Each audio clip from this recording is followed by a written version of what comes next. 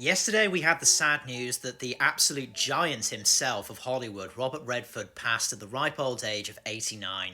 There are few irreplaceable personalities that can be considered the pillar of the evolution of Hollywood, and Robert Redford really was one of those. I'm sure he'll best be remembered for his role in Butch Cassidy and the Sundance Kid, where he starred alongside the equally iconic Paul Newman. I remember seeing that movie when I was just a child. My grandparents were absolutely enamoured with it. It was their favourite movie, and I actually was really worried that I wasn't going to like it. It actually turned out to be such a fun movie with these two. The chemistry in that movie is just to die for. And of course they would pair up again for The Sting. But far from Paul Newman's co-star, Redford kept himself active in all sorts of movies such as 3 Days of the Condor, All the President's Men, Bridge Too Far and The Candidate.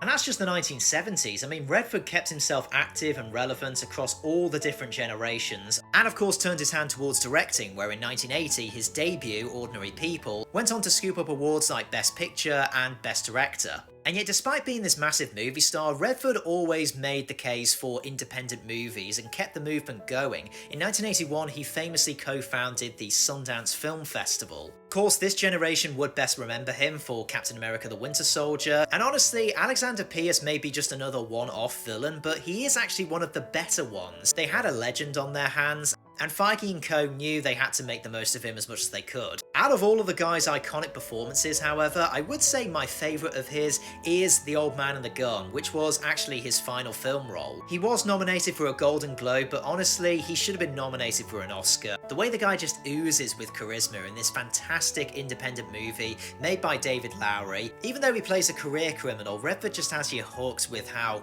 cool and suave he is, and there's a scene in which he has to convince you that there's a gun in his pocket, but the camera never cuts to the gun, it's always on him, and you have to be a really good screen presence to trick the audience into thinking there actually is a gun. What a loss this is, but also what a life. I mean, we use the word icon lightly, but Redford really was that definition, and now Sundance Kid can ride with Butch again in heaven.